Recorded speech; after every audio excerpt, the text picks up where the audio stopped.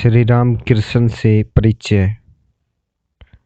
मैंने बंगाल में जन्म लिया, अविवाहित रहा और अपनी इच्छा से संन्यास ग्रहण किया। मेरे जन्म के बाद मेरे पिता ने मेरी एक जन्म कुंडली बनवाई, लेकिन उसमें क्या लिखा हुआ है यह उन्होंने मुझे नहीं बताया। काफ़ी वर्षों बाद जब मैं घर गया, मेरे पिता का देहावसान हो चुका था। कुछ महत्वपूर्ण कागजात के साथ मुझे वह जन्म कुंडली भी अपनी माँ की हिफाजत में मिली और उसमें मैंने देखा यह निश्चित भविष्यवाणी की गई थी कि मैं इस धरती पर परिवारजक के रूप में जीवन बिताऊंगा। बचपन से ही धर्म और दर्शन चर्चा में मेरा विशेष आग्रह था। हमारे शास्त्रों का उपदेश है, मनुष्य के लिए त्याग ही श्रेष्ठ आदर्श है। बाद में जब मैं श्री राम कृष्ण परमहंस से मिला तो मैंने समझा हमारे जो श्रेष्ठ आदर्श हैं उन्होंने अपने जीवन में उतार लिया है। नतीजा यह हुआ कि श्री राम कृष्ण जिस पथ के पथिक थे, मेरे अंदर भी वही पथ अवलंबन करने की प्रबल आकांक्षा जाग उठी। मैंने संन्यास ग्रहण करने का संकल्प लिया। मैं जिस संप्रदाय में शामिल हूँ उसे कहते हैं सन्यासी संप्रदाय। सन्यासी शब्द का अर्थ है जिस व्यक्ति ने सम्यक रूप से त्याग किया हो। यह अति प्राचीन संप्रदाय है। ईसा के जन्म के 560 वर्ष पहले महात्मा बुद्ध भी इसी संप्रदाय में शामिल थे। वे अपने संप्रदाय के अन्यतम संस्कारक भर थे। पृथ्वी के प्राचीनतम ग्रंथ वेद में भी आप लोगों को सन्यासी का उल्लेख मिलेगा। सन्यासी संप्रदाय का तात्पर्य चर्च न समझा जाए और इस संप्रदाय में शामिल लोग पुरोहित नहीं होते। पुरोहित और सन्यासी में जमीन आसमान का अंतर है। सन्यासियों के पास कोई जमीन जायदाद या संपत्ति नहीं होती। वे लोग विवाह नहीं करते। उन लोगों की कोई संस्था नहीं होती। उन लोगों का एकमात्र बंधन गुरु शिष्य का बंधन होता है। यह बंधन भारतवर्ष की अन्यतम विशेषता है। जो लोग सिर्फ शिक्षादान के लिए आते हैं और उस शिक्षा के लिए थोड़ा बहुत मूल्य देकर जिनसे संबंध खत्म हो जाता है, वे लोग असली और सच्चे शिक्षक नहीं होते। भारतवर्ष में वास्तविक अर्थ में यह दत्तक ग्रहण करने जैसा है। शिक्षा प्रदाता गुरु मेरे लिए पिता से भी बढ़कर हैं। मैं उनकी संतान हूँ। हर तरह से मैं उनकी संतान हूँ। पिता से भी पहले मैं उनकी श्रद्धा करूँगा और उनकी प्राथमिकता स्वीकार करूँगा, क्योंकि भारत के लोगों का कहना है कि पिता ने मुझे जन्म दिया है मगर गुरु ने मुझे मुक्ति का पथ दिखाया है। इसलिए गुरु पिता से भी अधिक महान है। हम सब आजीवन अपने गुरु के प्रति श्रद्धा और प्रेम पोषण करते हैं। गुरु शिष्य के बीच यही संबंध विद्यमान रहता है। मैं भी अपने शिष्यों को दस्तक के रूप में ग्रहण करता हूँ। कभी कभी ऐसा भी होता है कि गुरु तरुण होता है और शिष्य कोई वयोवृद्ध। मैंने एक वृद्ध को अपने गुरु के रूप में पाया था। वे अद्भुत थे। पांडित्य कहने जैसा उनमें कुछ भी नहीं था। उन्होंने पढ़ाई लिखाई भी खास नहीं की थी, लेकिन शैशव से ही उनमें सत्य की प्रत्यक्षानुभूति लाभ करने की तीव्र आकांक्षा उनके मन में जाग उठी थी। सर्वधर्म की चर्चा से उनकी साधना की शुरुआत हुई। बाद में अन्याय धर्म मत के जरिए सत्य लाभ की आकांक्षा से प्रेरित होकर एक के बाद एक अन्याय धर्म संप्रदायों में शामिल होते रहे। कुछ समय तक वे उन संप्रदायों के निर्देश के मुताबिक साधना करते, उन संप्रदायों के भक्तों के साथ रहकर उन लोगों के भावादर्शों में तन्मय रहते। कुछ एक वर्षों के बाद वे अन्य किसी संप्रदाय में चले जाते। इस प्रकार सभी साधनाओं के बाद वे इस नतीजे पर पहुँचे, सभी धर्म मत अच्छे हैं। वे किसी भी धर्म मत की आलोचना नहीं करते थे। वे कहा करते थे, विभिन्न धर्म एक ही सत्य तक पहुँचने के विभिन्न पथ मात्र हैं। वे यह भी कहा करते थे, इतने सारे पथ होना तो परम गौरव की बात है, क्योंकि ईश्वर को पाने का सिर्फ एक ही पथ होता है, तो वह किसी एक व्यक्ति के लिए उपयोगी होता है। पथ की संख्या जितनी अधिक होगी, उतना ही हम में से प्रत्येक को सत्य लाभ के अधिकाधिक मौके प्राप्त होंगे। अगर एक भाषा मैं नहीं सीख पाया, तो अन्य कोई भाषा सीखने की कोशिश रहेगी। सभी धर्म मतों के प्रति उनकी ऐसी गहरी श्रद्धा थी। हजारों लोग उस अपूर्व व्यक्ति को देखने और सरल ग्राम्य भाषा में उनका उपदेश सुनने आने लगे। उनके शब्द शब्द में विशेष समाहित होती थी। उनकी हर बात मेरे मन के अंधेरे को दूर कर देती थी। यह अद्भुत व्यक्ति उस जमाने के भारत की राजधानी और हमारे देश के शिक्षा के प्रधान केंद्र में, जहां हर वर्ष सैकड़ों संदेहवादी और जड़वादियों की सृष्टि हो रही थी, उसी कलकत्ता शहर के करीब ही निवास करते थे। इसके बावजूद विश्वविद्यालय के अनेक डिग्रीधारी, अनेक संदेहवादी और अनेक नास्तिक लोग उनका भाषण सुनने आते थे। उस व्यक्ति के बारे में खबर पाकर मैं भी उनके दर्शन करने पहुंच गया, लेकिन वे मुझे एक आम व्यक्ति जैसे ही लगे। उनमें मुझे कोई असाधारणता ढूंढे से भी नहीं दिखी। प्रश्न: आपको वह दिन अच्छी तरह याद है जब आपने उन्हें पहली बार देखा था? हाँ, पहली बार मैंने उनके दर्शन दक्षिणेश्वर की कालीबाड़ी में किए थे, उन्हीं के कमरे में। उस दिन मैंने 2 गीत भी गाए थे। गीत सुनकर वे भावमग्न हो गए। उन्होंने राम बाबू वगैरह से पूछा, यह लड़का कौन है? वाह, क्या गाता है! उन्होंने मुझे दोबारा आने को कहा। खैर, मैंने गाना तो गा दिया, लेकिन उसके बाद ही ठाकुर अचानक उठे और मेरा हाथ पकड़कर अपने कमरे के उत्तरी बरामदे में ले गए और दरवाज़ा अंदर से बंद कर लिया। वह ठंड का मौसम था। उत्तरी हवा को रोकने के लिए बरामदे को एक झाँप से घेर दिया गया था, इसलिए बाहर का कोई भी व्यक्ति वहां से नजर नहीं आता था। अगले ही पल उन्होंने वहां जो कहा और जो किया, वह कल्पनातीत था। उन्होंने मेरा हाथ थामकर आंखों से धार-धार आंसू बहते हुए किसी पूर्व परिचित की तरह कहना शुरू किया, इतने दिनों बाद आना हुआ। मैं कितनी अधीरता से तुम्हारी राह देख रहा था। यह एक बार भी नहीं सोचा। यहाँ विषयी लोगों की बातें सुनते सुनते मेरे कान पक गए थे। किसी से जी खोलकर बातें भी नहीं कर पाता। उन्होंने इस प्रकार की ढेर सारी बातें की और रोते रहे। अगले ही पल वे मेरे सामने हाथ जोड़कर कहने लगे, मैं जानता हूँ मेरे प्रभु, तुम वही पुरातन ऋषि हो, नर रूपी नारायण। जीवों की दुर्गति दूर करने के लिए तुमने दोबारा शरीर धारण किया है, इत्यादि इत्यादि। मैं तो यह सब सुनकर अवाक, स्तंभित।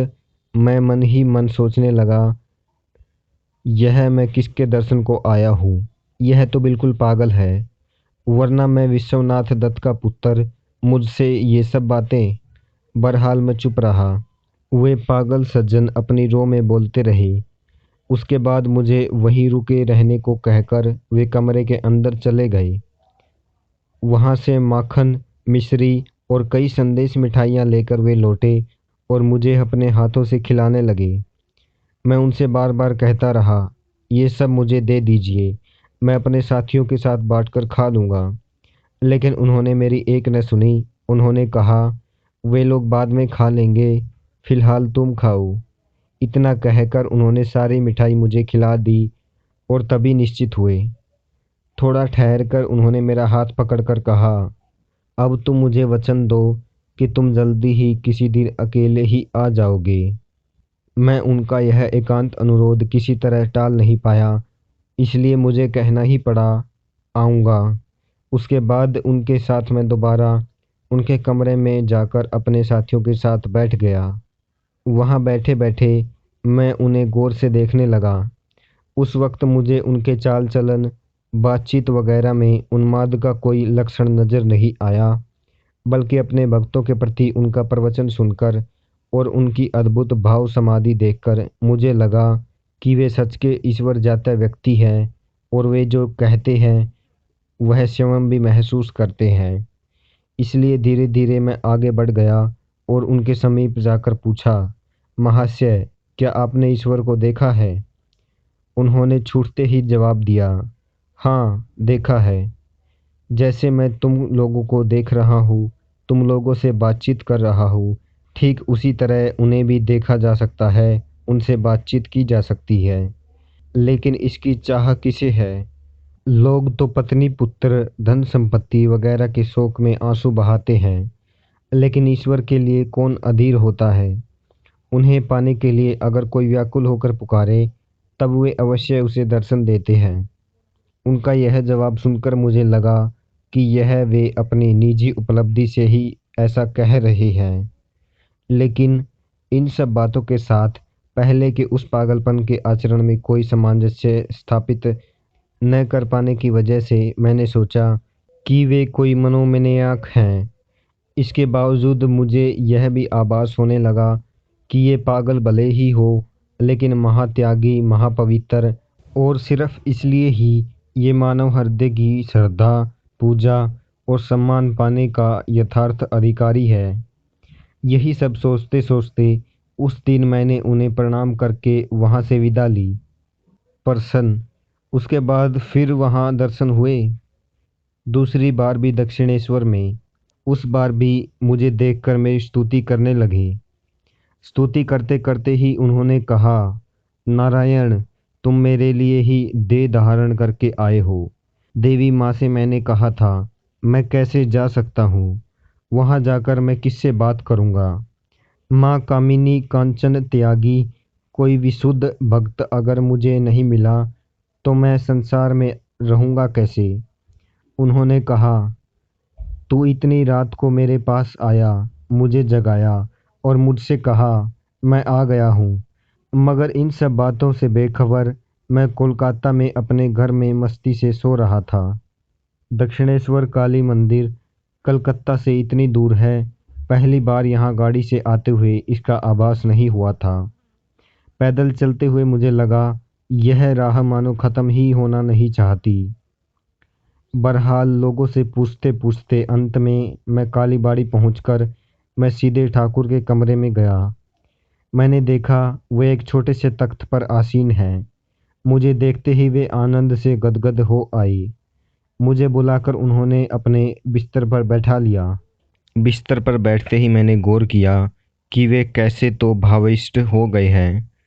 मुझ पर अपनी दृष्टि स्थिर रखकर वे अस्पष्ट आवाज में कुछ बुदबुदाते हुए मेरी तरफ खिसक आए। मुझे लगा पिछले दिनों की तरह आज भी वे कोई पागलपन करने वाले हैं, लेकिन ऐसा कुछ मैं सोच ही रहा था कि उन्होंने अपना दाहिना हाथ मेरे बदन पर रख दिया और वह स्पर्श पाते ही मुझे एक अद्भुत उपलब्धि हुई। मैंने खुली आंखों से देखा कि उस कमरे की दीवारें और सभी चीज़ें तेजी से घूमते घूमते जाने कहाँ अदृश्य होती जा रही हैं, और मेरे मैं समेत समूचा विश्व ही मानो किसी सर्वग्रासी महाशून्य में विलीन होने को दौड़ पड़ा हो। उसी पल मैं किसी महाभय से अभिभूत हो उठा। मुझे लगा कि मैं का नाश ही मरण है। वह मरण मेरे सामने है, अति निकट। मैं अपने को संभाल नहीं पाया। मैं चीख उठा, आपने मेरे साथ यह क्या किया? अभी तो मेरे माता पिता जीवित हैं। मेरी बातें सुनकर ठाकुर ने जोर का ठहाका लगाया और अपने हाथ से छाती थपथपाते हुए कहा, तब फिर भी रहने दो, एक बार में न सही, वक्त आने पर हो जाएगा। हैरत की बात यह थी कि उनके मुख से यह वाक्य निकलते ही मेरी वह अद्भुत उपलब्धि निमिष भर में थम गई। मैं पुनः होश में आ गया और कमरे के अंदर बाहर की चीज़ें पहले की तरह यथास्थान स्थित हो गई। यह बताने में मुझे थोड़ा वक्त लगा, मगर वह घटना इससे भी कम समय में घट गई थी। इसके माध्यम से मेरे अंतःस्य में एक युगांतर उपस्थित हो गया। मैं स्तब्ध होकर यह सोचता रहा कि यह क्या हो गया। यही क्या मेस्मेरिज्म है या यह हिप्नोटिज्म है? ये दोनों तो सिर्फ कमज़ोर मन पर असर डालती हैं, लेकिन मैं तो दुर्बल मना नहीं हूँ। इसके अलावा मैं तो उनका भक्त भी नहीं हूँ, बल्कि मैं तो उन्हें कुछ कुछ पागल ही समझता हूँ। फिर मेरी यह उपलब्धि क्या है? मैंने काफ़ी सोच विचार किया मगर किसी भी फैसले पर नहीं पहुँच सका। लेकिन मन ही मन मैंने संकल्प लिया कि अब मैं उन्हें अपने मन पर इस तरह अपना प्रभाव विस्तार नहीं करने दूंगा। साथ ही मुझे यह भी लगने लगा कि उनमें अगर इतनी दृढ़ इच्छा शक्ति है जिसके द्वारा वे मुझ जैसे मजबूत मनोबल दृढ़ संस्कारी युक्त प्राणी को अवश्य कर सकते हैं, तो उन्हें पागल कैसे कहा जाए। हालांकि पहले दिन मुझे बरामदे में ले जाकर उन्होंने जो सब हरकतें की थी उसके लिए उन्हें पागल के अलावा और क्या कह सकता था। जाहिर है कि इस बारे में मैं कुछ तय नहीं कर पाया। अस्तु मैंने फैसला किया कि चाहे जैसे भी हो उनके स्वभाव और शक्ति को मुझे सटीक ढंग से समझना होगा।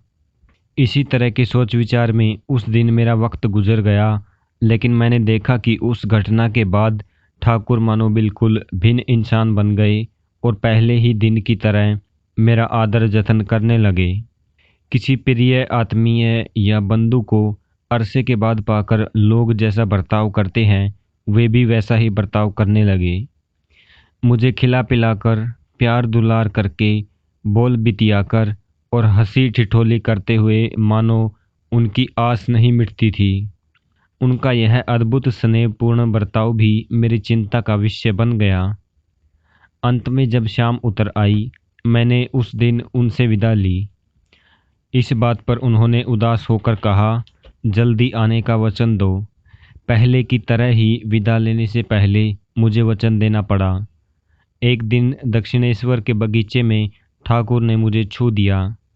उनके छूते ही मैंने देखा घर द्वार किवाड़ आंगन पेड़ पौधे सूर्य चंद्र सब कुछ मानो आकाश में विलीन होते जा रहे हैं। उसी क्रम में मैंने दोबारा देखा घर द्वार किवाड़ आंगन जैसा पहले था ठीक उसी प्रकार यथास्थित हो गया। इसी तरह एक दिन अमेरिका की एक झील के किनारे ठीक ऐसा ही हाल हुआ था। जब किसी रोग की वजह से नहीं, नशे करके भी नहीं, विविध प्रकार के दम लगाकर भी नहीं, जब स्वस्थ इंसान की ऐसी हालत हो तब उसे तू मस्तिष्क का विकार कैसे कहेगा।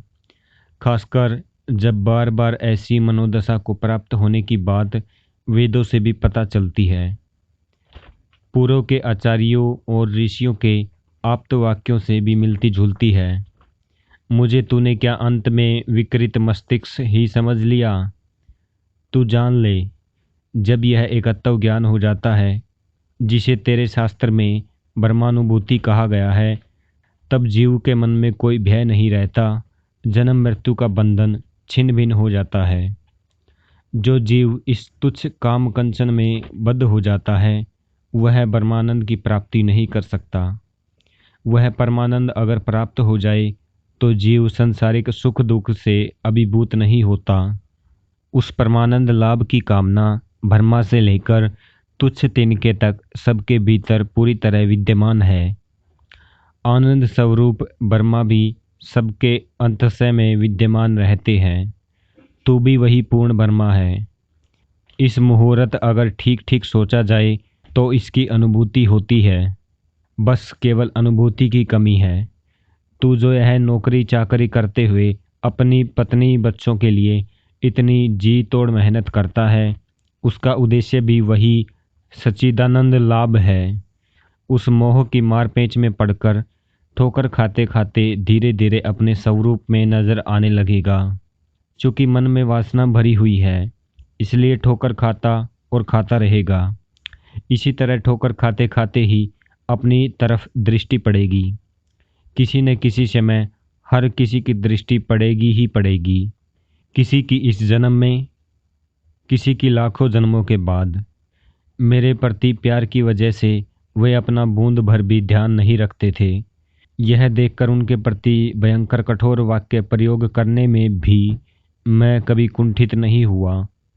मैं उनसे कहता था, पुराणों में लिखा है भरत हिरण के बारे में सोचते सोचते मृत्यु के बाद सचमुच हिरण बन गया था। अगर यह बात सच है तो यूं मेरी बातों की इतनी चिंता करने का परिणाम सोचकर आपको सावधान हो जाना चाहिए। बालक जैसे सरल ठाकुर मेरी ये बातें सुनकर बेहद चिंतित हो उठे। उन्होंने कहा, ठीक कहता है तू, सच ही तो। अब क्या होगा? मैं तो तुझे देखे बिना नहीं रह सकता। बेहद मुरझाए हताश से ठाकुर माँ को यह बात बताने चल दिए। थोड़ी देर बाद वे हंसते हंसते लौट भी आए। वे एकदम से बोल उठे, जज्जा रसाला, मैं तेरी बात नहीं सुनूंगा। माँ ने कहा, तू उसे साक्षात नारायण समझता है, इसलिए उसे प्यार करता है। जिस दिन तूने उसमें नारायण नहीं दिखेंगे, उस दिन तुझे उसका मुंह देखना भी भला नहीं लगेगा। अब तक मैंने ठाकुर को जितनी सारी बातें समझाई थी, उस दिन उन्होंने सब कुछ एक वाक्य में उड़ा दिया। एक दिन उन्होंने कहा, तू अगर दिल से याद करे तो कृष्ण को अपने अंदर ही बसा हुआ देख सकता है। मैंने उत्तर दिया, मैं कृष्ण विष्णु को नहीं मानता। मैंने एक बार उनसे कहा, उन्हें मेरी बातों पर इतना विश्वास था कि जब मैंने कहा, आप यह जो रूप वगैरह देखते हैं वह सब मन की भूल है, वे तत्काल माँ के पास जा पहुँचे और उनसे पूछा, माँ, नरेंद्र ऐसी बातें कर रहा है, क्या सच में ही यह सब मन की भूल है? उन्होंने मुझसे कहा, माँ कहती है यह सब सत्य है। उन्होंने यह भी कहा, तेरा गाना सुनकर इसके अंदर जो बसे हैं वे फुतकारते हुए सांप का फन धीमे धीरे शांत मुद्रा में बस सुनते ही रहते हैं। हमने अपने स्वयंभू वेद, धर्म ग्रंथ, बाइबल, कुरान और अन्य सभी सुप्रकाशित धर्म ग्रंथों के बारे में बातचीत की। बातचीत के अंत में उस साधु ने मुझे मेज पर रखी एक किताब ले आने का हुक्म दिया। उस किताब में अन्याय विषयों के साथ साथ वर्षाफल का भी उल्लेख था। उस साधु ने मुझे उसमें से पाठ करने का निर्देश दिया। मैंने उस किताब से उस वर्ष के वृष्टिपात का परिणाम पढ़कर सुनाया। उन्होंने कहा, अब तुम यह किताब जरा निचोड़ कर तो देखो। मैंने उनकी आज्ञा का पालन किया। उन्होंने फिर कहा, क्या हुआ वत्स, इसमें से तो एक बूंद भर पानी भी नहीं टपका।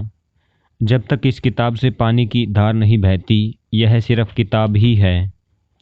इसी तरह जब तक तुम्हारा धर्म तुम्हें ईश्वर की उपलब्धि न कराए, तब तक यह व्यर्थ है। जो लोग धर्म के नाम पर सिर्फ ग्रंथ पाठ करते हैं, उनकी हालत उस गधे जैसी है जिसकी पीठ पर चीनी का बोझ लदा हुआ होता है, लेकिन वह उसी मिठास की खबर नहीं रखता। वे जो कहते थे, शुरू शुरू में मैं उनकी ढेरों बातें नहीं मानता था। एक दिन उन्होंने पूछा, तब तू आता ही क्यों है? मैंने कहा, मैं आपको देखने आता हूँ, आपकी बातें सुनने के लिए नहीं। वे बेहद खुश हुए। एक दिन अकेले में उन्होंने मुझसे एक बात कही। उस वक्त वहाँ और कोई नहीं था। उन्होंने कहा, मुझ में तो योग शक्ति लाभ करने का कोई उपाय नहीं है। मैं तेरे माध्यम से लाभ करूँगा, क्या कहता है? नहीं, ऐसा नहीं हो सकता, मैंने जवाब दिया। मैं अक्सर उनकी बातें उड़ा देता था। आप तो ईश्वर का रूप दर्शन करते हैं, इस बारे में मैं पहले ही बता चुका हूँ कि यह मन का भ्रम मात्र है। उन्होंने कहा, ओ रे, मैं तो कोठी के ऊपर चीख चीख कर बुलाता रहता था, ओ रे, कहाँ कौन भक्त है, चला आ। तुम सबको देखे बिना मेरे तो प्राण अटके हुए हैं। माँ ने कहा था सभी भक्त आएंगे, सो देख, सारी बातें तो सच हो गई। मैं इस बात का क्या जवाब देता? मैं खामोश ही रहा। मैं अपने ढंग से कामकाज करता था, वे कुछ नहीं कहते थे। मैं ब्राह्मण समाज का साधारण सा सदस्य बन गया था, यह बात वे जानते थे। वहाँ महिलाएं भी जाती थी। महिलाओं को सामने रखकर ध्यान नहीं किया जा सकता, इसलिए वे इसकी निंदा करते थे। लेकिन मुझसे उन्होंने कुछ नहीं कहा। हाँ, सिर्फ एक दिन कहा, राखाल से ये सब बातें मत कहना कि तू समाज का सदस्य बना है, उसका भी सदस्य बनने का मन करेगा। ठाकुर ने मुझे ग्रहण कर लिया था। धर्म संबंधी शिक्षा ज्ञान की मुझ पर जितनी कृपा की, उतनी कृपा अन्य लोगों पर नहीं की। इसलिए मैं औरों पर इस किस्म की कृपा के लिए जिद करता था। बाल स्वभाववश बहुत बार कमर बांधकर उनसे बहस करने को भी उतर पड़ता था। मैं कहता था, क्यों महाशय, ईश्वर तो इतने पक्षपाती नहीं हैं जो किसी एक पर कृपा बरसाएं और दूसरों पर कृपा न करें। तब आप उन लोगों को मेरी तरह ग्रहण क्यों नहीं करते? यह बात तो पक्की है न कि इच्छा और चेष्टा करने से सभी लोग विद्वान पंडित हो सकते हैं। वे लोग धर्म लाभ और ईश्वर लाभ भी कर सकते हैं। ठाकुर का उत्तर था, क्या करूँ रे, मुझे तो माँ जो दिखा देती है उन लोगों में सांडों जैसा पशु भाव विद्यमान है। इस जन्म में उन लोगों को शांति लाभ नहीं मिलेगा। इसमें मैं क्या करूँ? तू ऐसी बातें क्यों कर रहा है? इच्छा और चेष्टा करने भर से लोग इसी जन्म में जो चाहे वह बन सकते हैं। लेकिन उस वक्त ठाकुर की बात भला कौन सुनता? मैं चट अगला सवाल पूछता था, यह कैसी बात है महाशय? इच्छा और चेष्टा करके भी इंसान अपनी चाह मुताबिक नहीं बन सकता। जरूर बन सकता है, मुझे आपकी इस बात पर भरोसा नहीं। मेरी इस बात पर भी ठाकुर का वही एक जवाब था, तू चाहे विश्वास करे या ना करे, मुझे तो माँ ही राह दिखा देती है। मैं भी उनकी बातें किसी शर्त पर भी स्वीकार नहीं करता था। उसके बाद जितने जितने दिन बीतते गए, देखते सुनते मुझे भी उतना उतना समझ में आता गया कि ठाकुर जो कहते हैं वही सच है, मेरी धारणा ही गलत है। दक्षिणेश्वर पहुंचते ही ठाकुर दूसरों को जो जो पढ़ने का मन करते थे वही वही किताबें वे मुझे थमा देते थे। अन्यान्य पुस्तकों के साथ उनके कक्ष में एक और किताब भी थी, अष्टावकर संहिता। अगर कोई वह पुस्तक निकालता था और ठाकुर देख लेते थे तो वे उसे वह किताब पढ़ने से मना कर देते थे और मुक्ति और उसका साधन भगवद गीता या कोई भी पुराण ग्रंथ उसे पढ़ने को कहते थे। लेकिन जब मैं उनके समीप पहुंचता था वे मुझे अष्टाचक्र संहिता निकालकर मुझे पढ़ने को कहते थे। अगर मैं कहता यह किताब पढ़कर क्या होगा, मैं भगवान हूँ, यह सोचना भी पाप है। इस किताब में वही पाप कथा लिखी हुई है। यह किताब जो जला डालनी चाहिए। ठाकुर हंसते हंसते जवाब देते थे, मैं क्या तुमसे पढ़ने को कह रहा हूँ? मैं तो यह जरा पढ़कर मुझे सुनाने को कह रहा हूँ। जरा पढ़कर मुझे सुना न, तब तो मुझे यह सोचने की ज़रूरत नहीं पड़ेगी कि तू भगवान है। इसलिए उनके आग्रह पर थोड़ा बहुत उनसे पढ़कर सुनना पड़ता था। उस दिन के अद्भुत स्पर्श से निमिष भर में मेरे अंदर एक आश्चर्यजनक भावांतर जाग उठा था। मैं स्तंभित होकर देखने लगा, सच ही ईश्वर के अलावा इस विश्व में और कुछ भी नहीं है।